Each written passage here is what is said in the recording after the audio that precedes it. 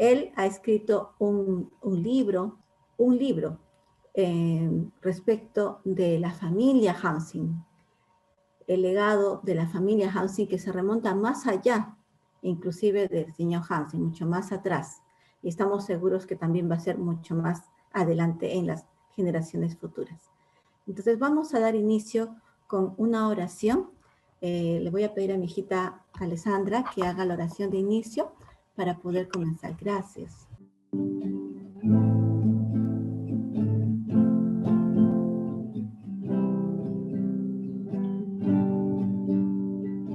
Oh Dios, refresca y alegra mi espíritu,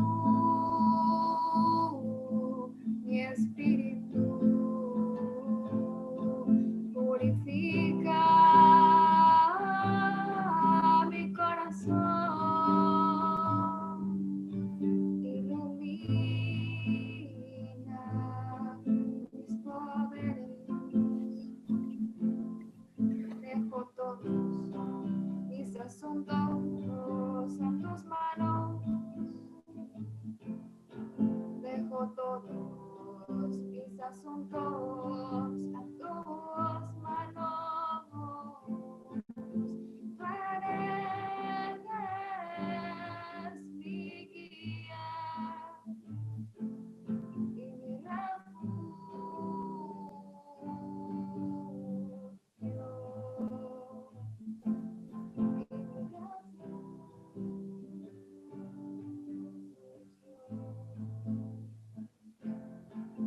ya no estaré triste ni afligido.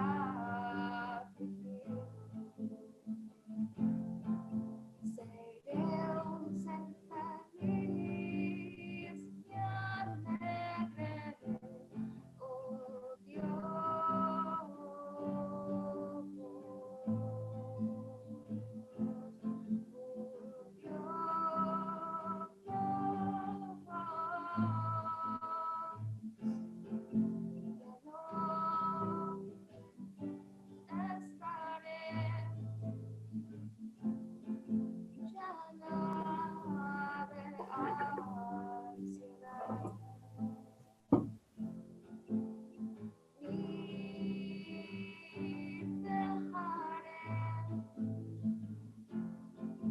Que las aflicciones me atormenten, ni persistiré en las cosas desagradables de la vida, oh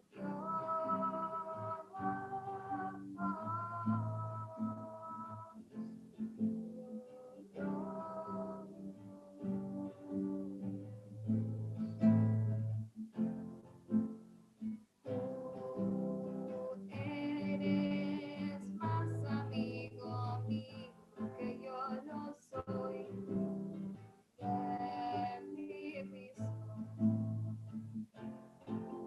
A ti me consagro, Señor. A ti me consagro,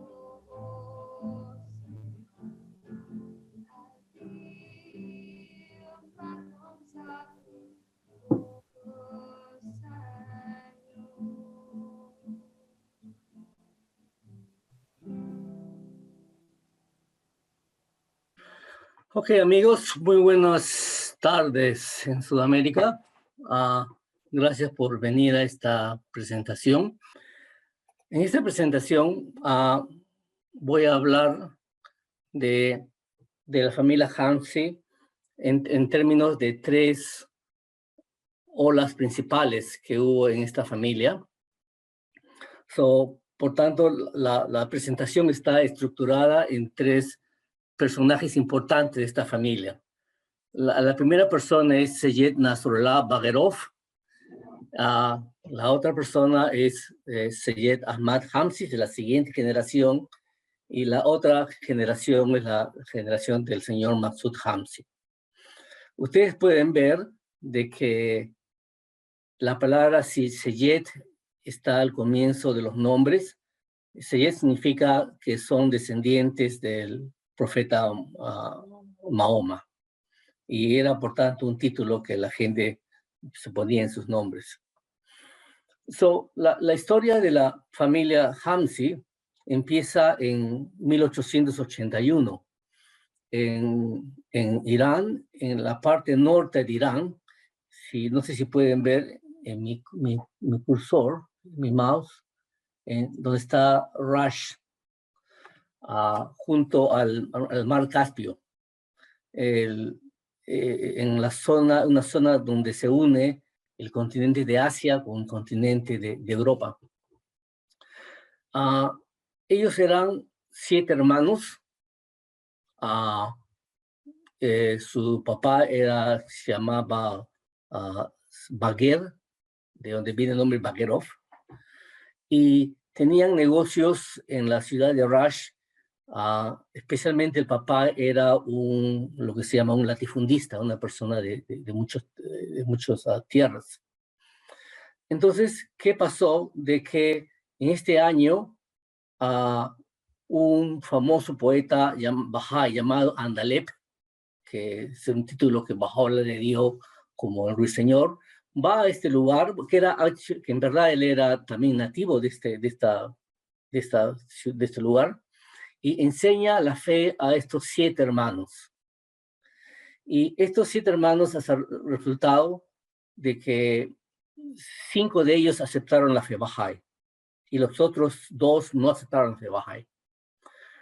Por esta razón, y cuando se declaran Bahá'ís, este poeta Andalib manda una carta a Bahá'u'lláh, que estaba en la prisión de Akka, en Akka, informándole de esta nueva declaración de estos 5 hermanos, y que eran de una familia muy prominente, una familia muy rica, en otras palabras. Y desde entonces, Bahá'u'lláh se refirió a ellos colectivamente con el nombre de Sadat-e Hams, que significa los 5 Seyeds, Sadat-e Hams. Y de ahí ese nombre quedó con ellos, Sadat-e Hams, los 5 Seyeds, en tiempo de Bahá'u'lláh y también en tiempo de Abdul Wahab. Sadat-e Hams significa los 5 Seyed. Hams es 5, porque eran 5 hermanos, y eventualmente cuando unas 3 décadas después el nuevo gobierno decidió que la gente tenga su apellido y tenga su nombre, porque antes no tenían apellido y nombre, tenían solamente un título.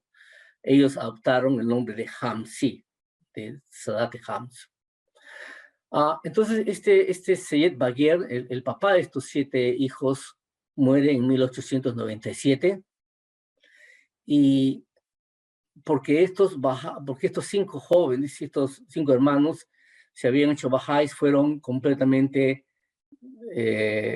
desprovistos de su herencia, la herencia del padre.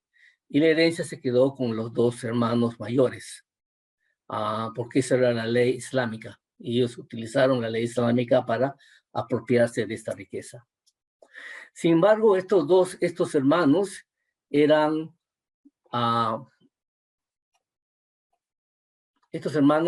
muy metidos en negocios y comenzaron a formar una riqueza por sí mismos. El mayor era Mahmud, era un joyero, él visitó a Bahá'u'lláh en Akka.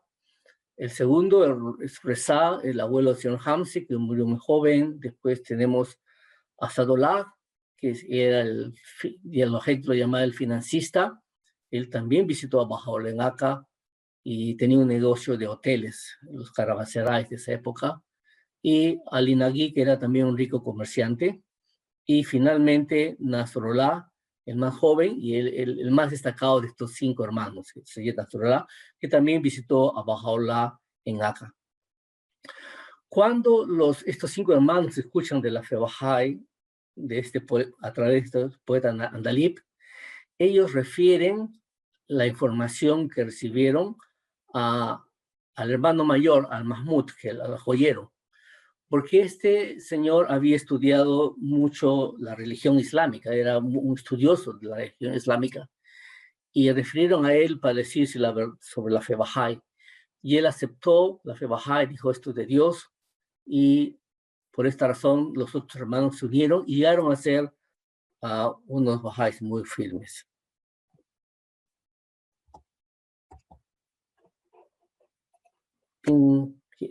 Acá ustedes tienen la foto de los 3 de los 5 hermanos, están al frente, ¿sí? Los 3 de los 5 hermanos están ahí, muy ricos comerciantes, y tenían mucho negocio con Rusia, porque la ciudad donde vivían, Rush, era cerca de la frontera con Rusia. Entonces tenían negocios en Rush y en la ciudad de Bakú, que era la parte de rusa. Y por esta razón ellos adquirieron también la ciudadanía rusa. Eran iraníes, pero eran ciudadanos rusos. Y esto fue una gran ventaja para ellos, porque en ese tiempo Rusia era la superpotencia en la zona, el Imperio Ruso, y el gobierno iraní tenía mucho miedo de molestar al gobierno ruso. Y entonces cualquiera que tenía un pasaporte, una ciudadanía rusa, tenía una especie de protección legal. Por estos 5 hermanos hicieron muchas actividades, mucha protección a la fe Bahá'í, utilizando la protección que tenía su pasaporte, su ciudadanía rusa. Y también su influencia económica y su influencia social, porque ellos estaban involucrados con las clases altas de su país. Estoy yendo de regreso. Entonces, primero hablamos de esta primera generación, que es representada por Seyyed Nasrullah Baghérov. Él era un hombre que utilizó su posición social para proteger a los Bahá'ís y difundir la fe Bahá'í.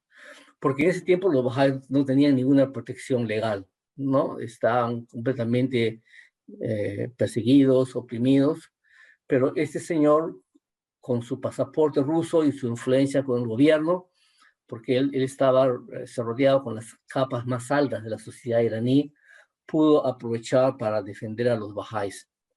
Él visitó Baha'u'lláh en Akka y mucho de su riqueza la dedicó a la fe Bahá'í. Los viajes de Abdul Bahá a Estados Unidos fueron en gran parte financiados por él, e hizo muchas contribuciones a la fe Bahá'í. Es una tabla de Baha'u'lláh que le manda a Nasrullah, donde le recuerda que él ha ido a la prisión de Akka y de las bendiciones que ha resultado de estas visitas. Entonces, Nasrullah tenía mucha influencia social y tenía, por ejemplo, su casa estaba enfrente de la casa del príncipe heredero, por ejemplo.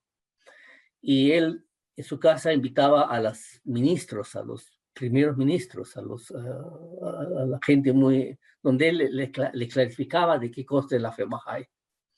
Él era un hombre muy sencillo, que él mismo decía, él no era de mucha educación, ¿sí? Su casa era una casa magnificente, en Teherán era una casa magnificente. La parte donde recibía a la gente era una casa muy lujosa, pero después él iba y comía con los empleados, siervos de la familia, ¿no? Con el cocinero, ¿no? Y no hacía ninguna diferencia y los trataba a todos por igual. Pero cuando era asunto de la fe Bahá'í, de recibir a la gente, él ponía toda su riqueza para en relacionarse con las partes altas de la sociedad iraní. Y él hizo mucha protección a los Bahá'ís. Cuando los Bahá'ís estaban en cárcel, él iba, él los sacaba, él hablaba con el primer ministro y le decía que eso es injusto, que si no hacía proteger a los bahá'ís, se le iba a llamar al gobierno ruso, cosas así que era la única protección. Y Seyyed Nasrullah fue miembro de la Asamblea Local Central de Teherán, que eventualmente llegó a ser la Asamblea Nacional de Irán. Entonces, Seyyed Nasrullah está en esta parte de la casa. Hombre muy rico, tenía muchas propiedades y mucha gente lo recuerda todavía en la historia iraní porque él hizo el primer hotel de estilo europeo. Sí, primer hotel de estilo europeo. Antes los hoteles, no había hoteles en Irán, eran, como se llaman, caravanserais, eran hospedajes. Y él tenía un negocio de estos hospedajes a través de las carreteras, que por supuesto viajaba en caballo, a viajes largos, cada 20, 30 kilómetros, es un viaje de un día, la gente tenía que descansar, entonces había los hoteles, los caravanserais, y ellos tenían todo un sistema de hoteles en la ruta, especialmente Teherán a Rusia. Pero él dice, él comienza el primer hotel de estilo europeo, y se lo llaman el Gran Hotel, y también comienza el primer cinema en Irán, en Teherán. Y su deseo cuando quiso construir este hotel fue que cuando Abdul-Bahá vayase a Irán, Abdul-Bahá se hospede en su hotel. ¿Sí? Y era un hombre muy progresista porque estuvo en varias industrias de progreso en Irán. Seyyed, el papá, el señor Hamse, Seyyed Ahmad Hamse Bagherov, es el señor que está con los bigotes acá, a la derecha de Abdul-Bahá en París, está en París. Su papá, que era uno de los 5 hermanos, murió muy joven. De manera que él fue criado por Seyyed Nasrullah. Él prácticamente fue criado por sus tíos. Y creó en un ambiente de espiritualidad, en un ambiente de protección a la fe. Él es más conocido por haber acompañado a Abdul-Bahá en sus viajes a Europa. Porque Abdul-Bahá visitó en Europa, visitó en 1913, visitó Francia, Alemania, Austria y Rumanía. Y él seleccionó a un grupo muy pequeño de bahá'ís para que vayan con él. Fueron 4 personas. Y era un privilegio. Y Seyyed Ahmad fue su personal, la persona que lo atendía en sus cosas personales, ¿no? Era su brazo derecho en estos viajes. Él era que bañaba a Abdul-Bahá y, por ejemplo, y lo atendía en sus comidas y todo eso. Y él también en parte contribuyó para el viaje de Abdul-Bahá a estos países. Seyyed Ahmad era conocido en su ciudad natal como un hombre de gran integridad comercial,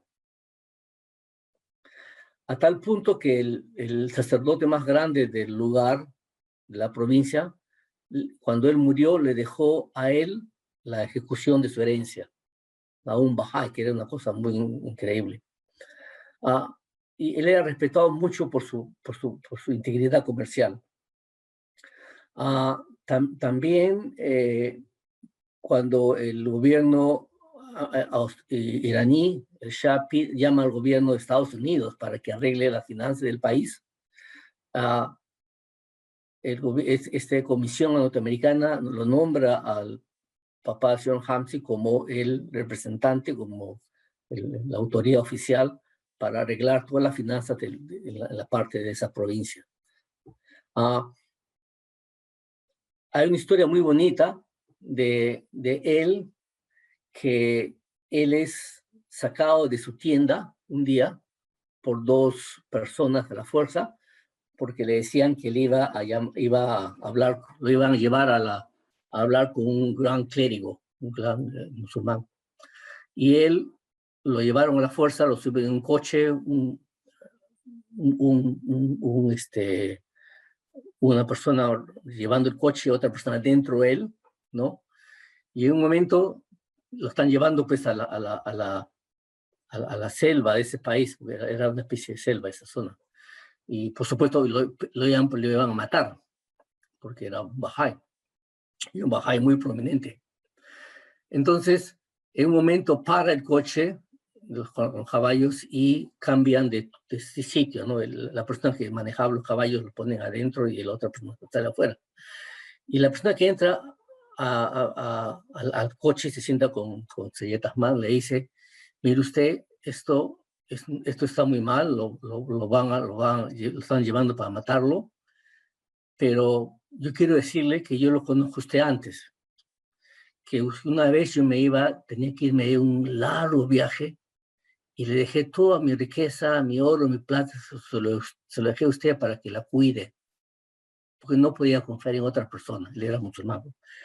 Y entonces usted, cuando regresé, me revolvió toda la plata, que era algo que no pasaba muchas veces, y no solamente me dio la plata, sino usted me dio intereses, ¿no? Que yo nunca esperaba.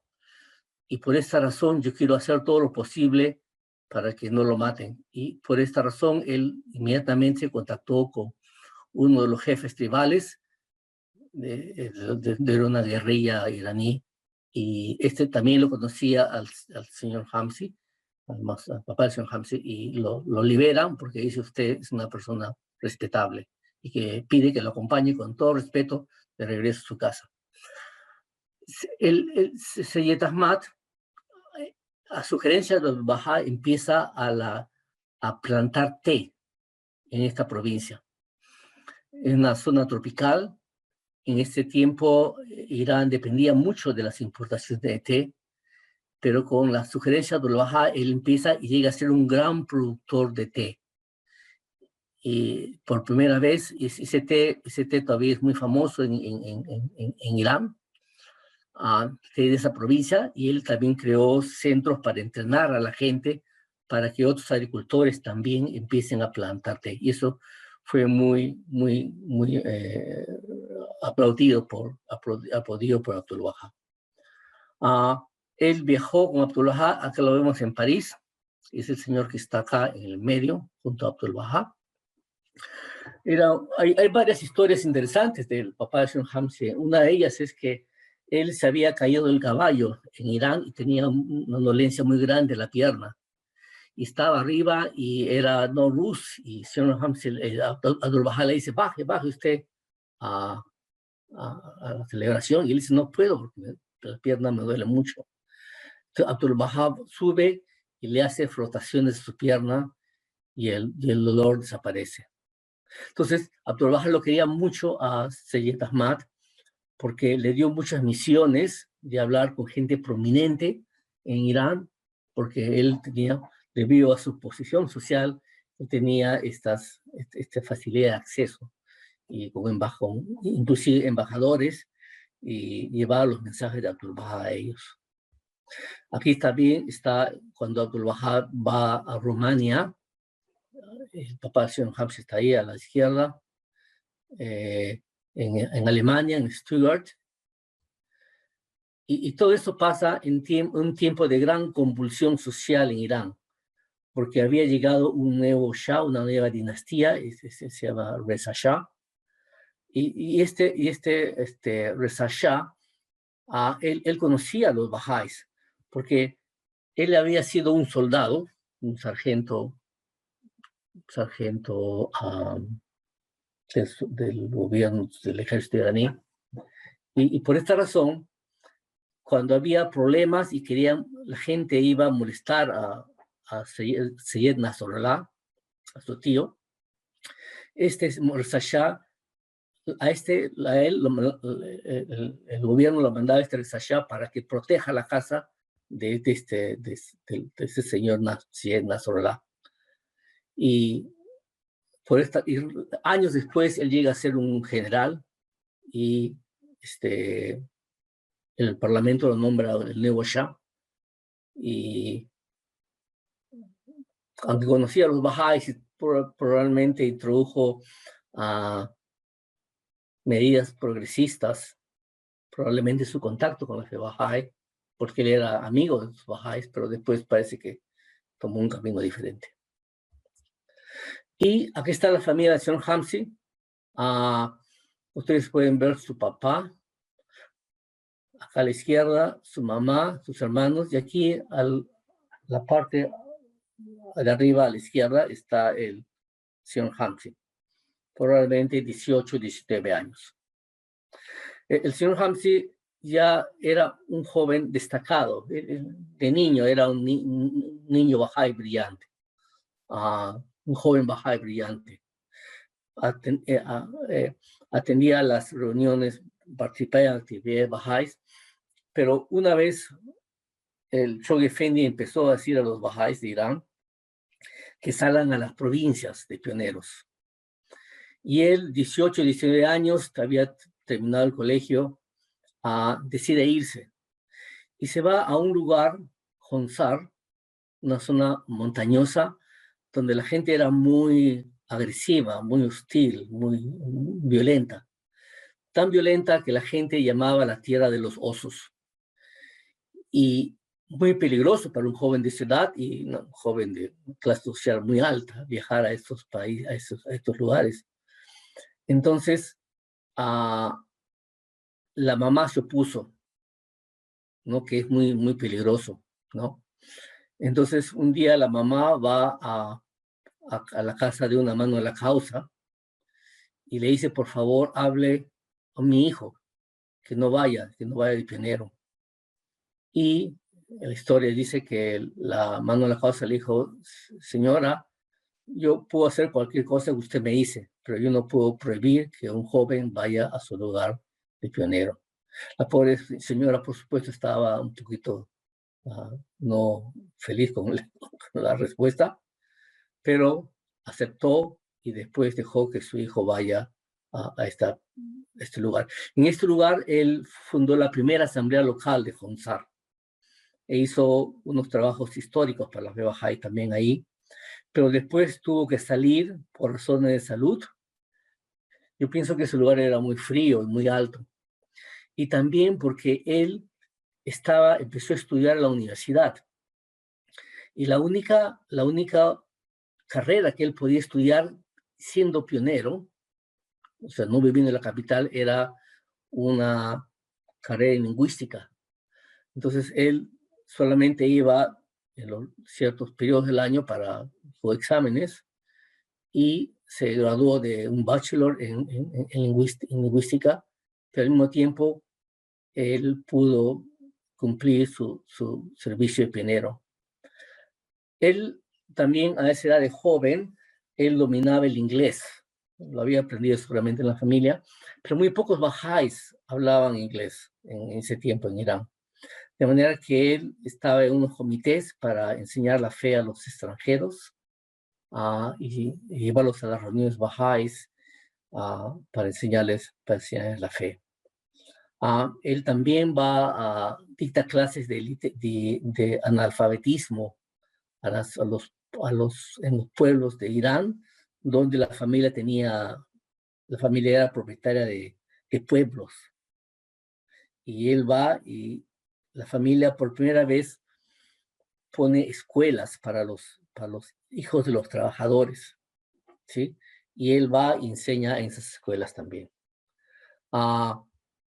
Entonces, llegamos a la tercera generación de la familia Hamsi, que es el señor Masud Hamsi, que nació en 1922. Seyyed Ahmad había conocido a Abdul Bahá, Seyyed Nasrullah había conocido a Abdul Bahá y también a Baha'u'llah, pero ni uno de ellos conoció a Shoghi Effendi. Entonces fue el señor Hamsi, quien es el único de la familia que llegó a conocer a Shoghi Effendi. Bueno, ya hablamos de Honsar, como él fue pionero en este lugar y a la edad de 19 años, es una vista moderna de Honsar, pero como ustedes pueden ver, es un lugar muy frío y alto. El señor Hansi se casó con Jane en 1951 y ella era una secretaria de la embajada norteamericana. Y el señor Hamsi está mucho en contacto con gente extranjera. Y en uno de sus círculos, él conoció a Jane y se casan. Ella no era Bahá'í, era de una familia presbiteriana, que al final había oposición de las dos familias, porque la familia de Hamsi, la mamá decía, ella no es Bahá'í. Y la familia de Jane le decía, él no es cristiano. Pero al final ellos se casan, consiguen el permiso de los padres. Y señor Hamsi pues trabajaba en negocios comerciales de la familia, era una persona muy próspera. En 1953, Shoghi Effendi lanza la Cruzada Mundial. Esta Cruzada Mundial era una campaña de enseñanza por 10 años, desde 1953 hasta 1973. Y en esta campaña, Shoghi Effendi, los planes de Shoghi Effendi era enseñar la fe a todo el mundo, llevar la fe Bahá'í a todo el mundo, a todos los rincones del mundo. Entonces empezaron a unas conferencias internacionales, unas 5 o 6 conferencias internacionales en diferentes partes del mundo para entusiasmar a la gente que sean pioneros, salgan de sus lugares y vayan a ser pioneros en estas áreas, territorios donde no hay Bahá'ís. Y señor Hamsi con Jane, que van a la conferencia de Kampala, en Uganda. Jane todavía no era Bahá'í, pero ahí se hace Bahá'í al ver la diversidad de Bahá'ís, que no solamente eran iraníes, pero eran de diferentes partes del mundo, americanos, africanos, europeos. Y se hace miembro de la fe Bahá'í. Al final de la conferencia, un Bahá'í dice, ¿por qué no mandamos un cable a Shoghi Effendi pidiendo permiso para visitarlo? De la conferencia, de África, de frente a la Tierra Santa. Y Shoghi Effendi responde diciendo que solamente pueden venir los que nunca han venido. ¿Sí?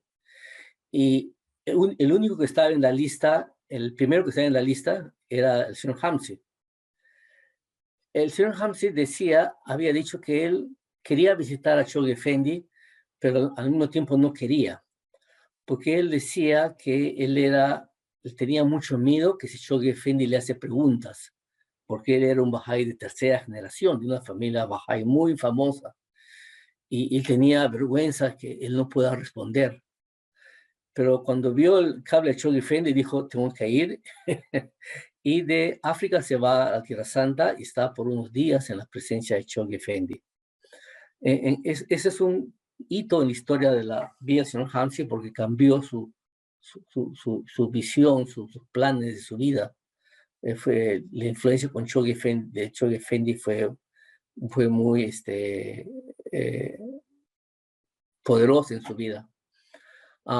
Y ahí Shoghi Effendi le habló de la enseñanza a la gente de bronceada, ¿decimos? La gente de raza bronceada, que eran los indígenas de América, ¿no?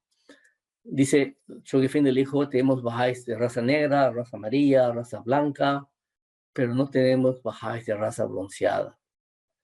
Y comenzó a hablar mucho ese tiempo de la importancia de enseñar a la gente de raza bronceada. Pero aunque no le dijo hablar específicamente de Bolivia, digamos, él entendió que Shoghi Effendi le daba un mensaje. Y al mismo tiempo, muchos de sus amigos del señor Hamsi, de su generación, ya habían salido de pioneros. El doctor Mohayer, por ejemplo, Manuel la Causa, él había sido su amigo personal, eran de la misma edad, ¿no? Y él ya sabía de pionero a Indonesia, y muchos otros Bahá'ís, ¿no? Tenemos señor Naqshbandi, toda esa gente de su generación, y él también comenzó a pensar. Y él mucho tiempo después siempre hablaba de su encuentro con Chogue Effendi. Y acá he puesto una voz de una grabación de Tito Núñez cuando él habla de cómo el señor Hamsi hablaba de su encuentro con el guardián. Una vez estando... Perdón, voy a poner el volumen más alto para que puedan escucharlo.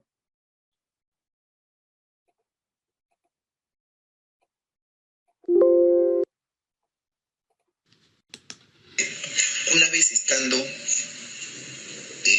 el bosque, empezó a relatar la importancia de lo que era el convenio. Entonces el señor Hamsi tomó un punto donde él estuvo presente frente al guardián. Se fue la voz. Una vez estando en el bosque, empezó a relatar la importancia de lo que era el convenio. Entonces el señor Hamsi tomó un punto donde él estuvo presente frente al guardián en una de las reuniones que hacía para el desarrollo de la fe a nivel mundial. El señor Hamsi estaba en África. Pero cuando empezó a relatar Boris, sus ojos, Dios mío, bueno, hay cosas en la experiencia de los Bahá'í Boris que quedan como puntos especiales, ¿no? Por ejemplo, en este caso, el relato del señor Hamsi, lo que es el guardián, sus ojos, sus lágrimas, su rostro casi brillando en la noche, así como brillando. Y con esa sensibilidad que un hombre puede tener por amor a un hombre tan especial como el guardián. Llorar sus lágrimas. Hablar de él que cuando le dijo de que escribiera la parte de lo que era de los Andes. Y él no lo sabía porque le decía si estaba en África. No, era otro rumbo que él tomaba. ¿Por qué le hacía tomar esos apuntes? Entonces, en esa parte de esa parte donde el guardián le dice eso, percibí su rostro del señor Hamsi, ¿no? su brillo espiritual. Es el brillo espiritual, ¿verdad? Es su brillo espiritual. Entonces, cuando el señor Hamsi regresa de Haifa, él empieza a pensar en ir de pionero. Este es el mapa de Chogue Effendi por la cruzada de 10 años, donde él dice dónde los Bahá'ís tienen que ir. Y el señor Hamsi quería irse de pionero, pero de cierta manera había obstáculos. Unos obstáculos era que él era un hombre muy próspero, ¿sí? En los negocios, y la gente decía, ¿para qué te vas allá? ¿Sí? Y también incluyendo bajáis prominentes, le decía, no te vayas, ¿no? Porque, ¿qué pasa? Que el señor Hamsi tenía amigos, él era amigo del primer ministro de Irán. Él había estudiado en el colegio con su amigo, era el prime minister. Y el primer ministro tenía mucho interés en la fe bahá'í. Jobada, no era Jobada, era Mansur.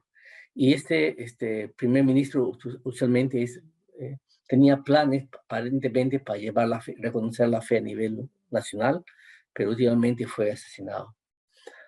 Entonces él era parte de la Asamblea Nacional, lo usaba en contacto con las autoridades gubernamentales. Y entonces había mucha oposición de la familia y de la comunidad bahá'í para que él se vaya de pionero. Entonces él ya no puede más y le escribe a Chogue Effendi. Y esta es la carta que recibe Chogue Effendi en 1957, unos 3 meses antes que muera el guardián. Y Chogue Effendi le dice que que ser pionero es una cosa personal y que nadie tiene derecho a interferir con él. Y le dice que lleve la fe bahá'í a nuevas áreas para ser traídas bajo la influencia de la luz de la guía divina. Entonces, cuando él recibe esta carta, se va y se reúne con los mandos de la causa en Teherán y le dice qué cosa quiso Shoghi Effendi con nuevas áreas bajo la influencia de la luz de la guía divina. Y también en consultación con la Asamblea Nacional de Irán, piensan que eso es Sudamérica, ¿sí? Que Shoghi Effendi quería decir Sudamérica. Entonces hace su plan con su esposa, que era Bahá'í, para viajar a Sudamérica.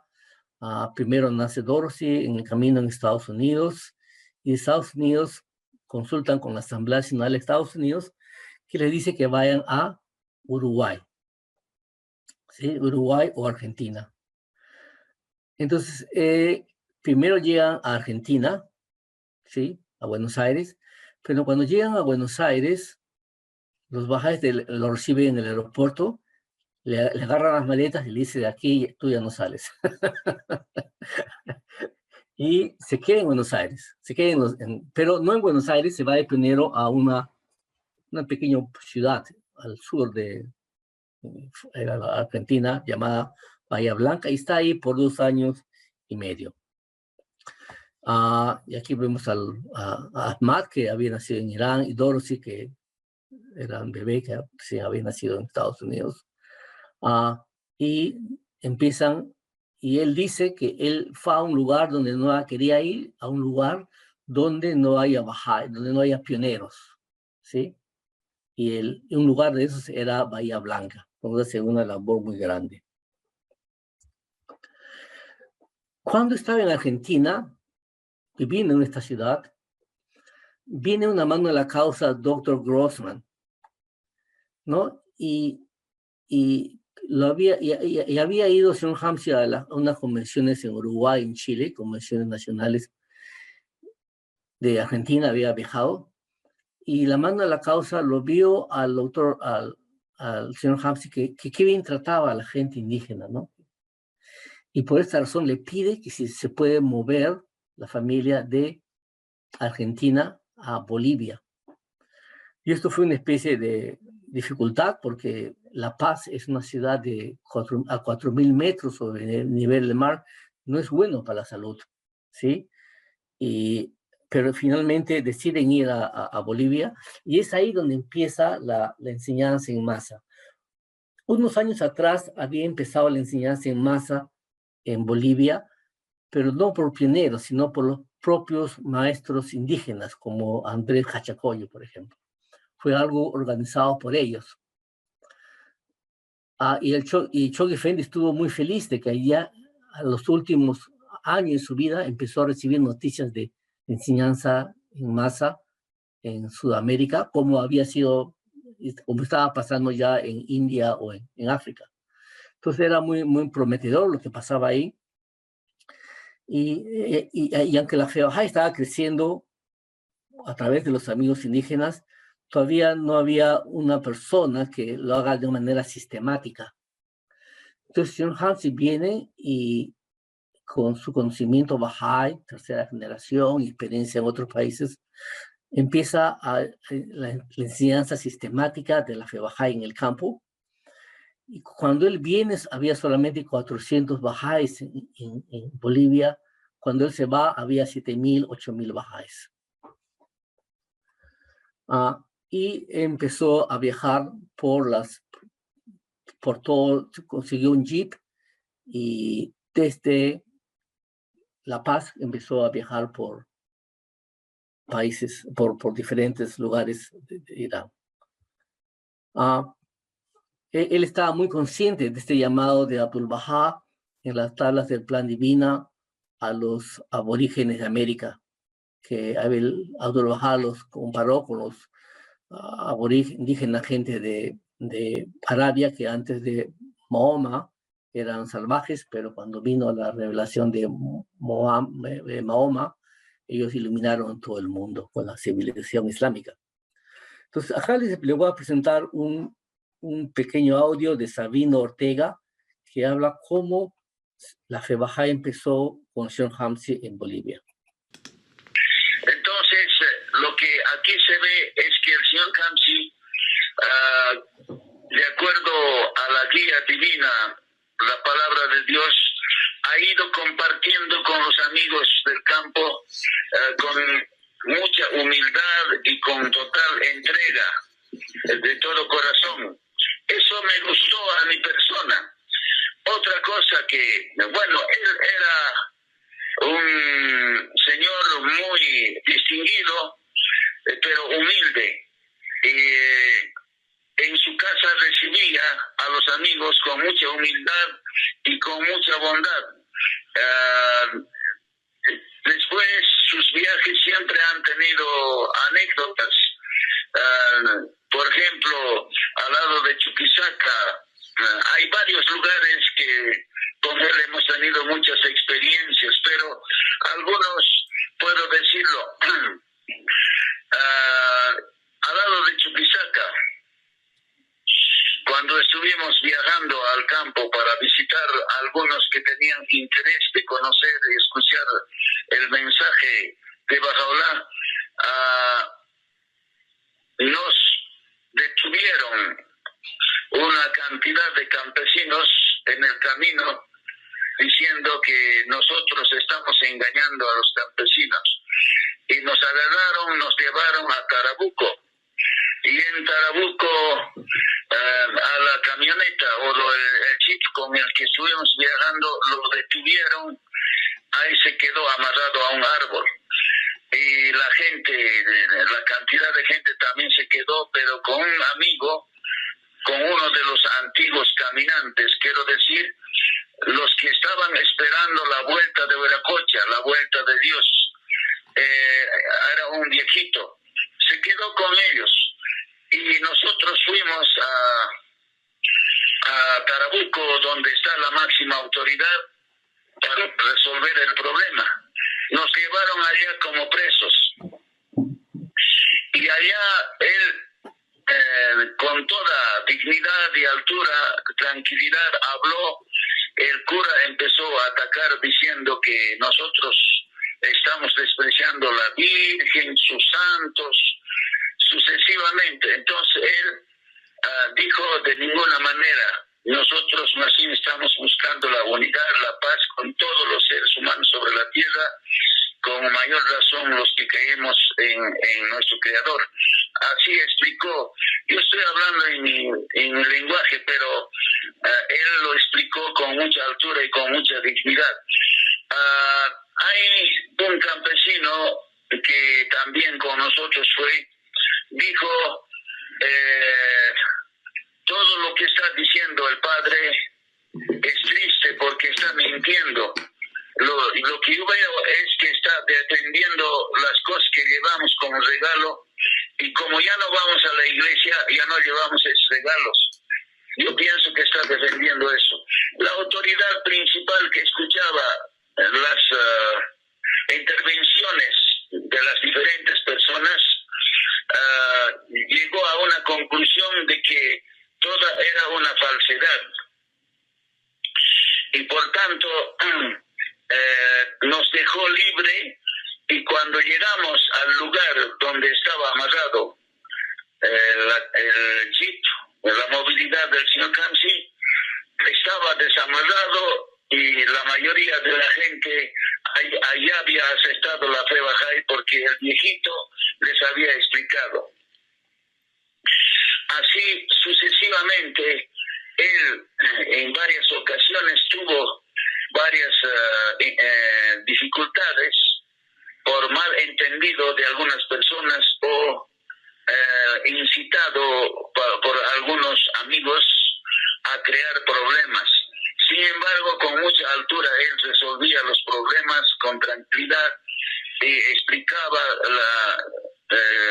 lo que es nuestro propósito, que buscar la unidad y paz entre todos los seres humanos de acuerdo a la guía divina actual.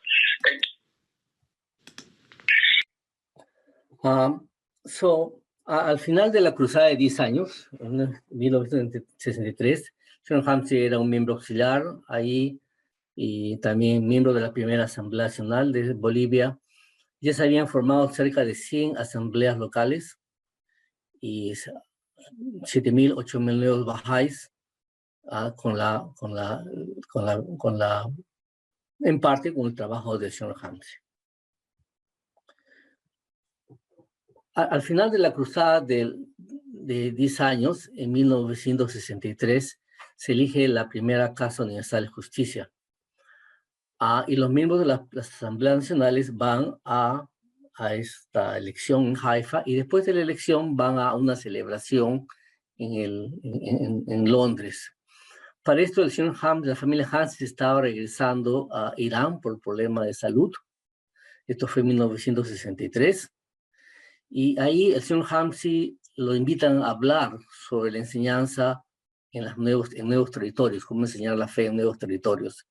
Y lleva también a Andrés Hachacoyo, el primer indígena Bahá'í, donde hablaron sobre cómo está creciendo la fe en Bolivia. Fue una charla muy aplaudida, muy resonante en esta conferencia de 6.000 Bahá'ís. Yo he puesto acá una pequeña parte de la charla en inglés, pero es solo pequeña, donde él dice que está trayendo los saludos de los Bahá'ís de Bolivia, que estaban muy felices, que querían saber más de esta conferencia, pero no podían venir. Anyhow, the friends in Bolivia, 6,000 and 7,000 of them, the last days of my departure from Bolivia, sent their representatives, and among their many wishes was to send their love and regards to the Baha'is that I will meet on my way in the languages that I can speak. So that was the first part that I said in Persian. The same.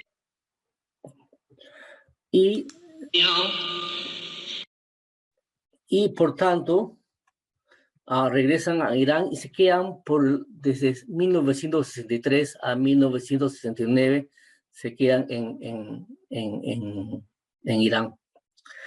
El señor Hamsi regresa y esos 6 años tiene una carrera muy importante, era director de un canal de televisión y de muchos negocios,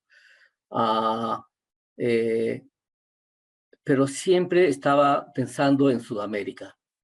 Allá en Irán trató de enseñar a los tribus persas de Bobir Ahmadi y Lors, las provincias en el sur de Irán,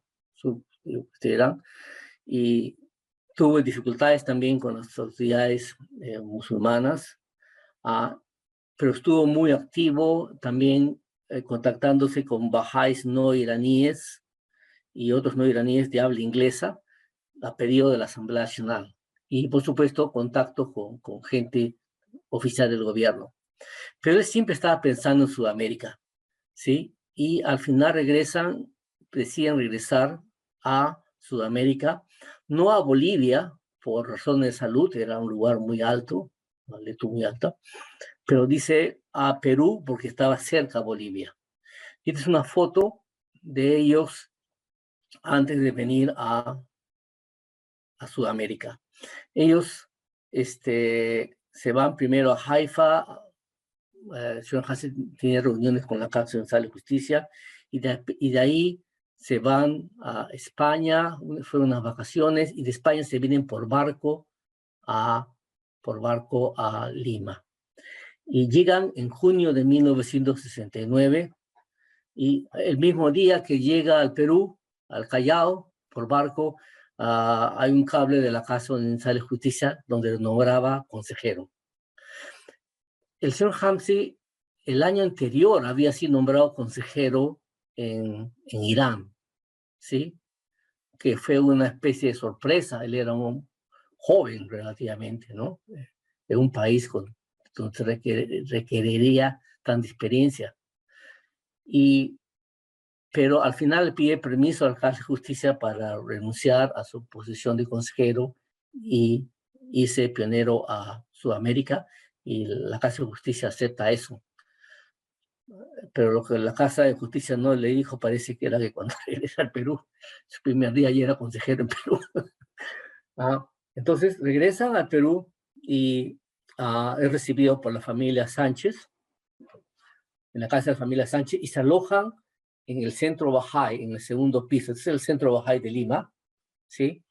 Y ahí el señor Hamsey empieza ya casi inmediatamente a viajar como consejero continental a otras partes de Sudamérica, porque era consejero del cuerpo continental para América del Sur. No había un cuerpo continental para toda América.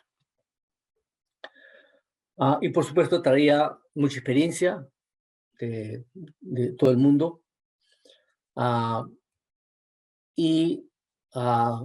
Fue nombrado el consejero, mencioné esto, y inmediatamente comienza a viajar. Aquí tenemos fotos del primer cuerpo continental de consejeros, y en el medio ven a Leonor Armstrong, que era la madre espiritual de Sudamérica.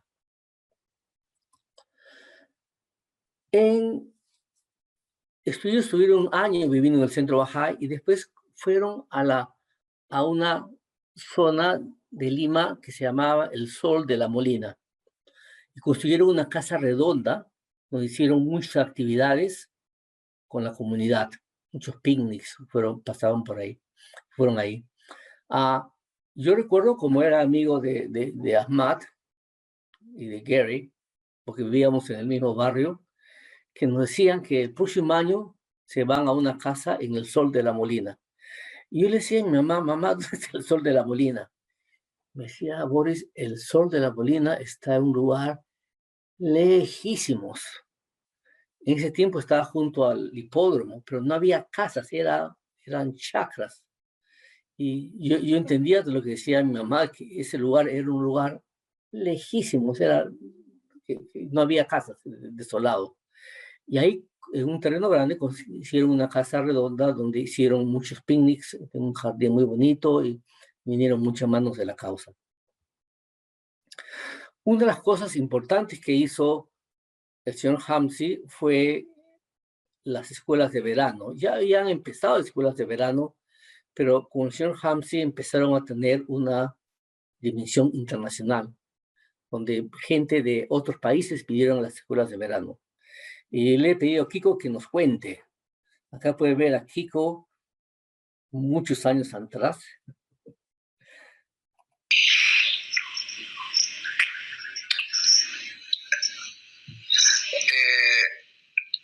Para el siguiente año, después de la llegada del señor Hamsey, la escuela de verano ya, como él se había entusiasmado tanto con lo que vio a la escuela de verano, el espíritu, entonces él, imagino, se reunió con la Asamblea Nacional y vieron de extenderla, ¿no? Porque la escuela de verano creo que no duraba una semana. Entonces, para hacerla que dure una semana y encontrar un lugar un poco más amplio. Y esto era entre Punta Negra y San Bartolo.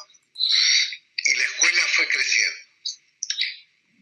Y el señor Hamsey aprovechó a través de la asamblea y él por su lado de invitar a amigos de Bahá'ís de otros países que vinieran a hacer presentaciones. Y así fue como venía pues el doctor Alejandro Ritz de Chile, ¿no?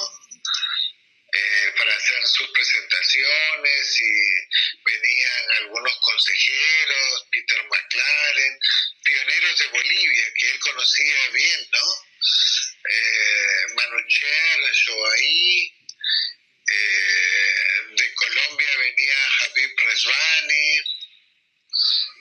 me acuerdo que de Brasil venía este señor que toda su familia Missler, cuya familia, pues ellos llegaron como pioneros y ahí están todas las generaciones de los Missler en Brasil.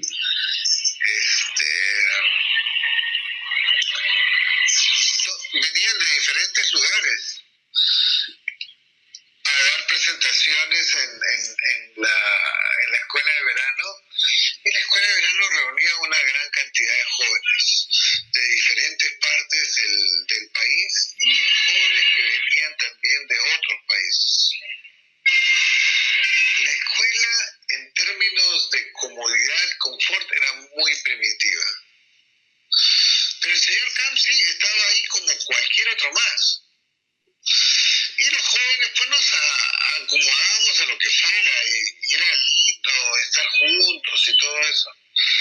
El señor Kamsi estaba ahí siempre vigilante de las presentaciones y que fuera un ambiente muy alegre, ¿no? Porque el señor Kamsi era siempre muy risueño y siempre le gustaba hacer bromas. Él siempre estaba haciendo alguna broma, ¿no? Y siempre ponía un tono muy alegre y motivaba a la gente a cantar, ¿no? Siempre había algún joven que tocaba la guitarra y cantábamos. Yo no recuerdo haberlo escuchado cantar a él mucho, creo que no cantaba muy bien, pero sí siempre nos motivaba a cantar. Y como era consejero, pues mucha gente venía a hablarle, pero él siempre se daba sus tiempos para acompañar a los jóvenes y ver si estábamos bien, qué sé yo. Entonces, con la influencia de él y el entusiasmo de la Asamblea Nacional, la Escuela de Verano llegó a crecer hasta contar con más de 200 personas y durar 2 semanas en las vacaciones.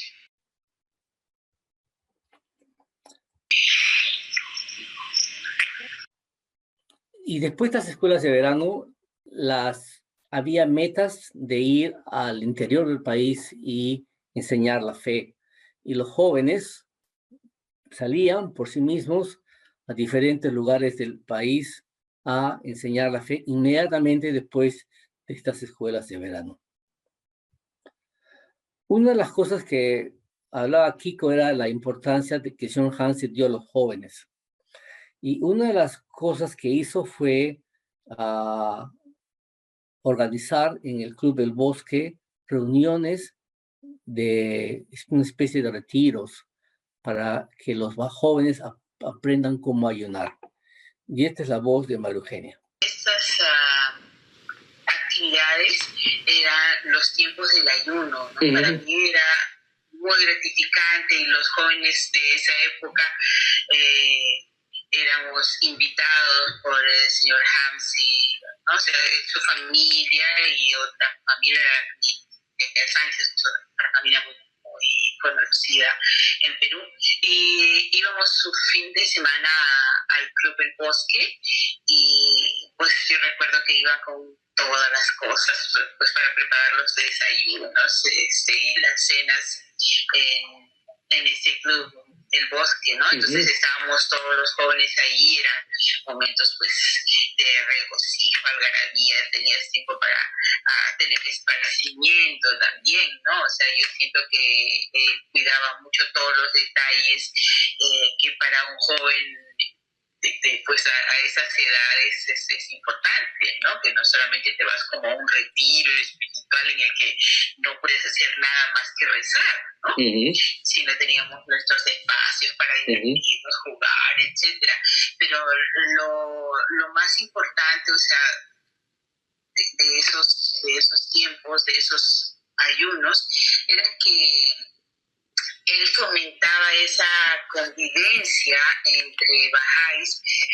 Siento yo que era para ayudarnos a desarrollar el hábito de la obediencia a la ley, ¿no? De esa ley tan importante que es la ley del ayuno, y que muchos de los jóvenes que íbamos éramos primera generación y que tal vez teníamos algunas dificultades en casa para poder la ley, porque o nuestros padres no entendían o no teníamos pues las facilidades, ¿no?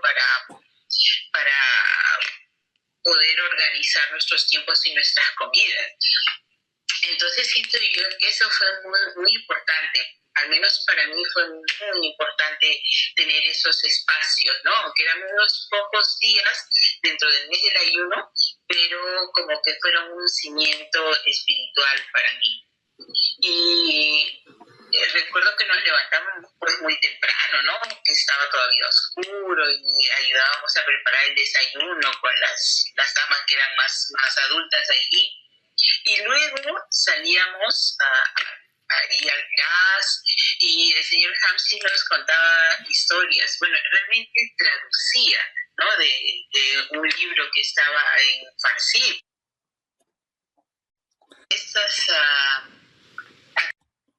Entonces, estas actividades bahá'ís eran organizadas por Sean Hamsi y también por familias bahá'ís como los Sánchez, los López Tirado, familia Loaiza, que muy generosamente organizaban esto para los jóvenes. Pero el señor Hamsi siempre regresó a Bolivia, siempre viajó a Bolivia porque él nunca olvidó las actividades en Bolivia, inclusive una visita de la mano a la causa Roja Jalón. Una de las cosas más importantes en el servicio del señor Hamsi fue la expedición Luz Verde, que fue una expedición a las tribus originarias de Sudamérica y fue un proyecto que fue conducido por la mano de la causa Amatul Bahar Roja Jalón. Acá vemos dos fotos de la expedición Luz Verde, ustedes las pueden ver en YouTube. Pero fue visitas a las cuencas del Amazonas, el Orinoco en Venezuela, los Andes, entre febrero de 1975 y agosto de 1976. Fue una cosa muy, muy impresionante porque mucha gente, se hizo una película y esa película sirvió para que muchos bahá'ís del resto del mundo vengan de pioneros a Sudamérica. Y una cosa muy interesante fue que cuando Amatul Bahá estuvo en Lima, tuvo un accidente de carro y se quedó 3 meses viviendo acá y compartiendo con los bahá'ís de Lima. Les voy a mostrar una parte de la película para que ustedes vean el alcance de esta.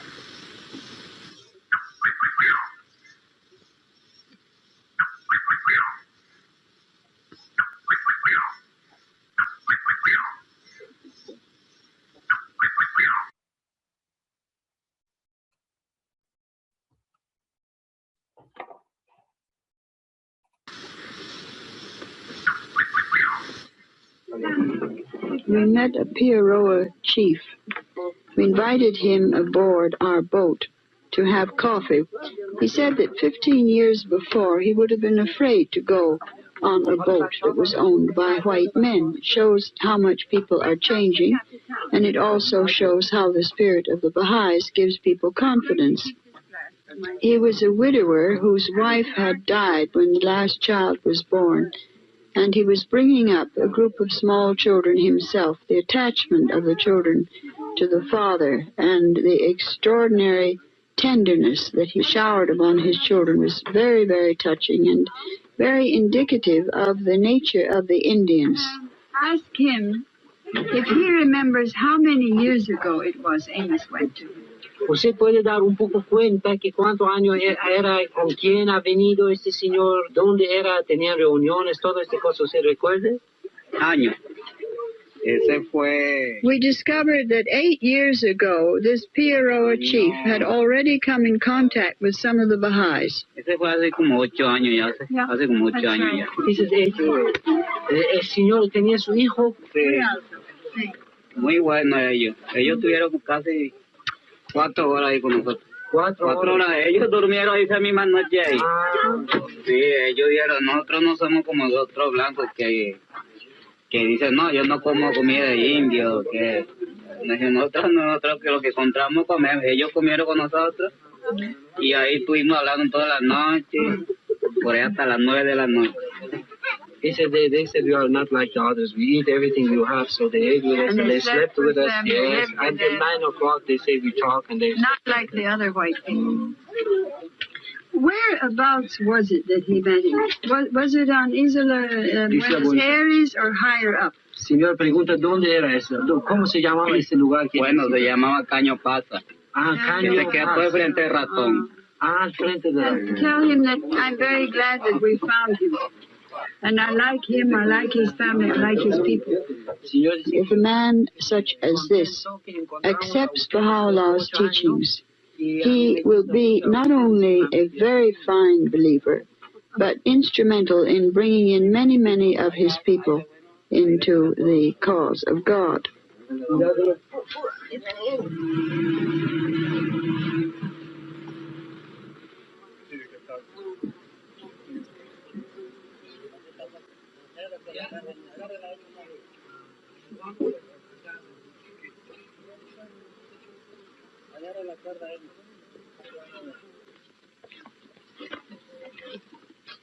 The Makos, as a tribe, have never been converted to Christianity.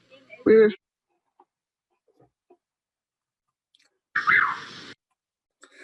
Y como decía, el grupo de la expedición Luz Verde se quedó tres meses en Lima, y la mano de la causa, por supuesto, también ahí. Aquí una pequeña parte. Diga, capitán, que otro día estuvimos aquí y queríamos hablar, pero señora dijo que tenemos que hablar cuando él está presente. ¿Ah? ¿No algo así? Muy bien. Entonces nosotros nos gustamos esto mucho, es muy bien. Siempre nosotros también tenemos respeto para el capitán, para anciano, ¿no? Entonces fuimos y volvemos ahora otra vez para hablar con él.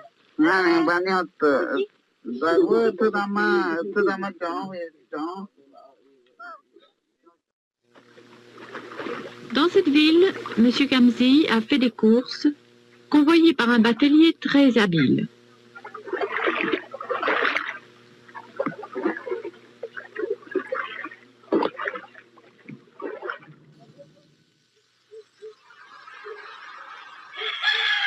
Nos alejábamos del maravilloso mundo de la selva para viajar en avión a Lima, capital del Perú. Discutimos nuestras experiencias recientes en casa del señor Kamsi. Yo he sido siempre romántica respecto a esta parte del mundo. Pensaba que enseñaríamos a las gentes primitivas, pero hoy no soy de ese parecer. Si los bahá'ís llegan a la gente primitiva, que Dios los bendiga. Pero mientras tanto vayamos donde está la gente que ya no es primitiva. Debemos ir a estas áreas antes de que sea tarde. ¿No lo creen así? Sí, y ese exactamente es el propósito. Cada día que pasa tendrán más contacto con la civilización y con los misioneros y no habrá otra oportunidad. En un barrio de Lima filmamos una clase de niños bahá'ís.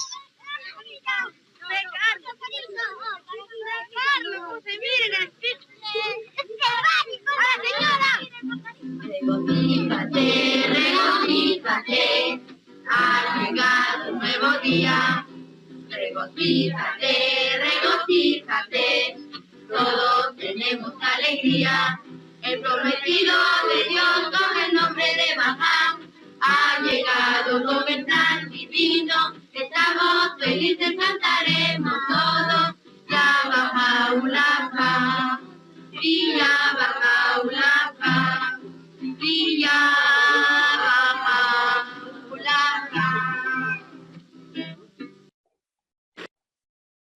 Unos hitos del señor Hamsi en su servicio fue la creación de estaciones de radio Bahá'í en Sudamérica para enseñar la fe.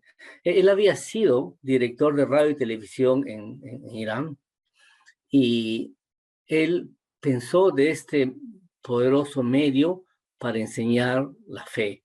Y por tanto, él coordinó el establecimiento de las radios Bahá'ís, particularmente en Perú, Chile, Bolivia y Panamá. Esto fue una cosa muy relevante, particularmente porque en ese tiempo, 1980, la revolución islámica estaba en el mayor momento de persecuciones a los bahá'ís. Los bahá'ís en Irán estaban siendo perseguidos, y esto fue como una especie de garantía de que aun cuando la fe bahá'í esté perseguida, en otras partes del mundo la fe bahá'í iba a crecer. Y fue un proyecto entre las asambleas de Perú y de Bolivia. Pero como dije, también se extendieron a otras partes de Sudamérica. En 1983, el señor Hansi es nombrado miembro del Centro Internacional de Enseñanza en Haifa. Él estuvo ahí por 10 años y cuando la Asamblea Nacional del Perú se enteró, los bahá'ís de Perú mandaron al Centro Mundial un cable diciendo: los amigos aplauden nombramiento del señor Hamsi. Todos estaban muy felices de que iba a estar en una posición de servicio de mayor amplitud. En Haifa, él hizo varias actividades, aparte de su trabajo de consejero internacional, viajando a diferentes partes del país. Pero una de ellas que guardó relación con el Perú fue tener una relación cercana con el embajador peruano en Israel, que fue muy amigo de los bahá'ís. Cuando este embajador regresó al Perú, también ayudó mucho a los bahá'ís del Perú en diversas facetas. Acá a la izquierda están las fotos del embajador peruano con su esposa en la casa del señor Hamsi y algunos miembros de la Casa de Justicia. Y a la derecha está este grupo del Viento Canta, que eran jóvenes peruanos, mayoría eran peruanos, que estaban haciendo servicio en el Centro Mundial. Y ahí, con la idea del señor Hamsi y de Amatul Baha, fue que ellos se juntasen así en Haifa y empiecen a hacer presentaciones para la gente y también viajen a otros lugares del mundo para enseñar la fe. Es el Viento Canta. Y acá tienen al Viento Canta cantando en Israel.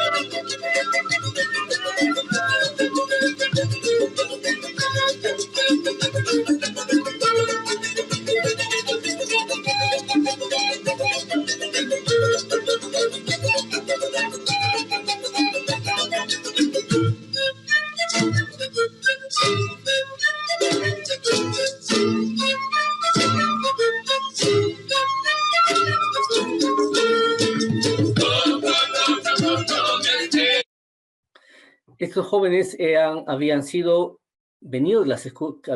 crecido como bahá'ís en las escuelas de verano, estaban haciendo su servicio en la Tierra Santa y el señor Hansi estaba muy orgulloso de ellos siempre.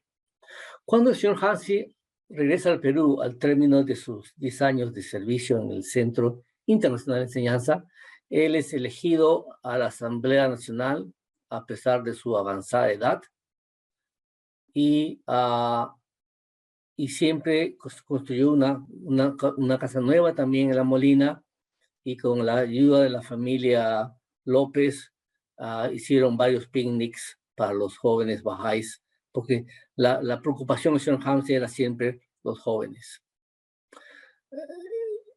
Acá hay una de las últimas presentaciones del señor Hamsi en el Centro Bahá'í de Lima.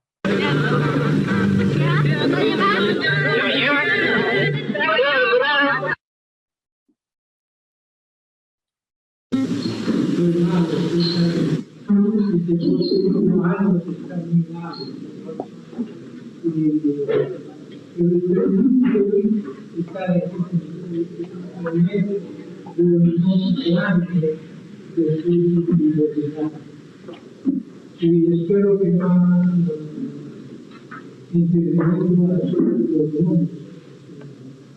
abajo.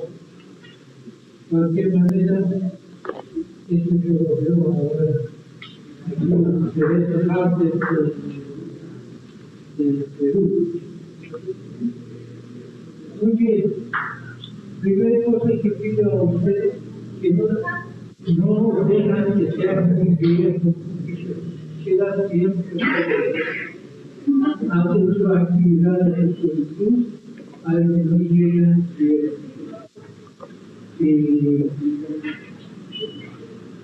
nadie es más dulce, más felicidad que trabajar con los demás. Todo lo que ustedes pueden hacer, un día va a ser ordinario. Pero el trabajo para hacer nunca va a ser. Cada uno que viene de Bolivia me trae noticias de 30 años antes que yo trabajaba en Bolivia, subía de montañas de Bolivia. Todavía bolivianos lo recuerdan y siempre me mandan cartas o me mandan mensajes para recordar sus días. Entonces, cada uno de ustedes tiene su oportunidad de abrir la red donde están, porque esto va a quedar para siempre, para siempre. No quiero tomar mucho su tiempo, solamente que yo escuche feliz yo para estar aquí con ustedes después de mucho tiempo, porque no pude participar en esto a pesar de lo que cada día, cada semana, hay reuniones grandes, importantes, en clima, especialmente en ustedes, pero yo no tenía oportunidad y salud. Pero ahora con algunos hermanos, Vicente, me aprovechó, me fue peluquería. En 30 años, en mis 30 años, yo soy estudiante. Y él está muy feliz de verme y yo también muy feliz de verme.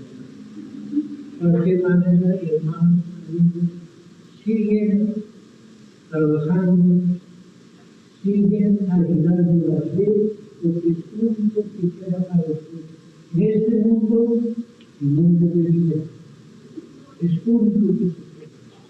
Todas las otras cosas que ahora con mucho gusto quiero hacer, está muy bien, pero no va a quedar tanto de su esfuerzo para la fe, para la jornada, para quedar ahora y para eternidad.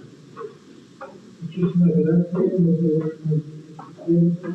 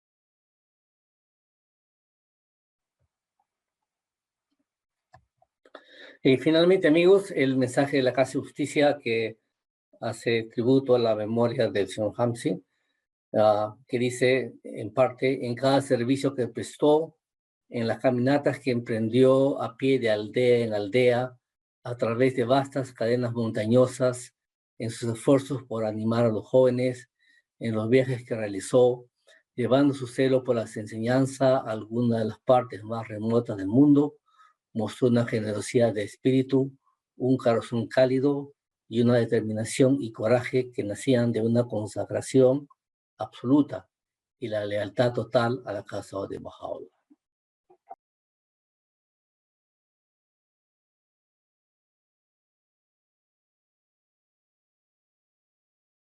Gracias, amigos. Este fue el final de la presentación.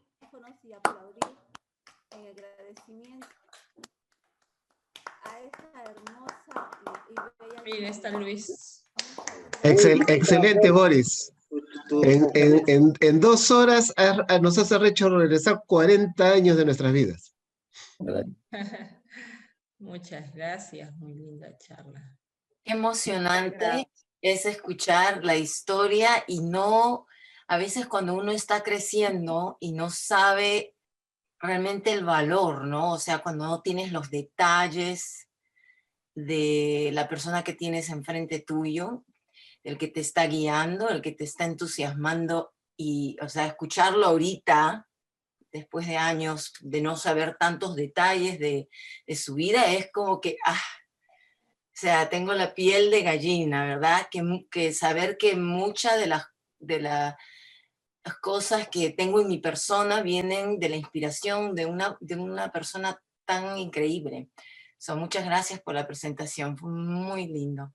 Lo que yo recuerdo mucho del señor Kamsi es que él siempre defendía a los jóvenes. Pues ahora si quieres. Siempre habían reuniones y ¿por qué venía una persona mayor? ¿Usted ha sido invitada por los jóvenes?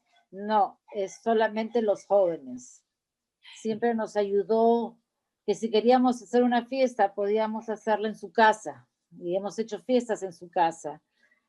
Y como él siempre estuvo ayudando a todos los jóvenes a surgir, a entender la fe Bahá'í.